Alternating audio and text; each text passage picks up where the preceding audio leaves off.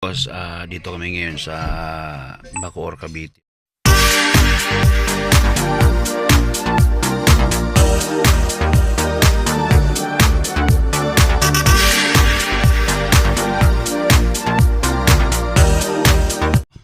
Meron kami itong tinotroubleshoot Ford Focus, no? 2010 model. Ang problema dito mga boss ay ito, pakita ko sa inyo. Yan. Normal yung under niyan, nakailaw si check engine, nakailaw si ABS. Okay, so antayin natin ito. Ini-scan ko na siya mga boss. Yan. So mamamatay yan. Ayan o, ayan o.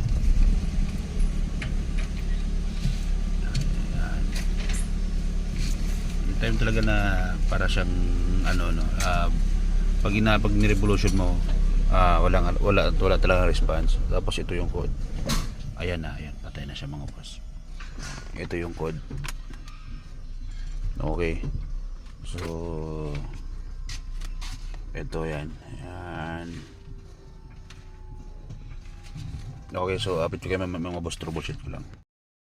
Ito ang update dito sa Ford Focus, no, na kusang namamatay tapos walang RPM. Binaba namin yung tangke. Nakita kasi namin na fuel pump ay sobrang hina, so pinalitan ng bago. Ayan yung bagong fuel pump. Ito yung lumang fuel pump nya. Kasi testing namin mamaya kung makapaanda ng maayos yan. Ayan, shout out kay Pogi, siya nagbaba ng tangke nyan.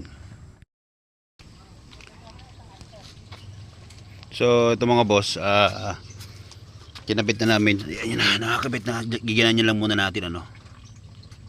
Yan, nakaganyan lang muna siya. Ito na yung lumang fuel pump. So paanda rin natin ngayon.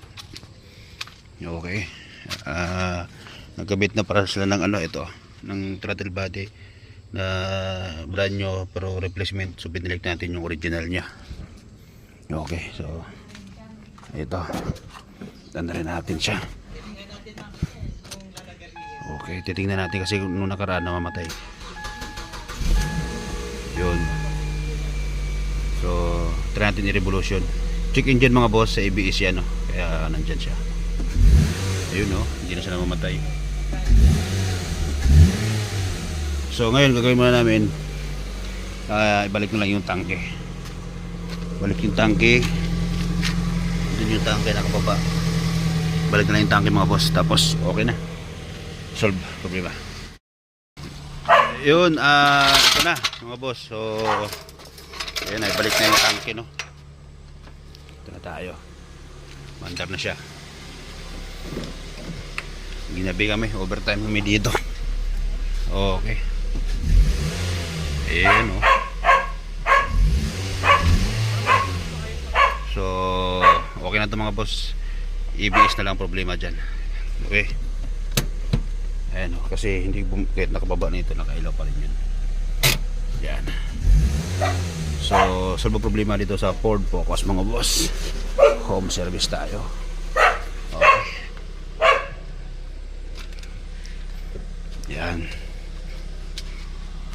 Okay na siya. Medyo nasa Cavite tayo mga boss ngayon. Yan, kung gusto nyo magpa home service, PM na kayo sa akin mga boss.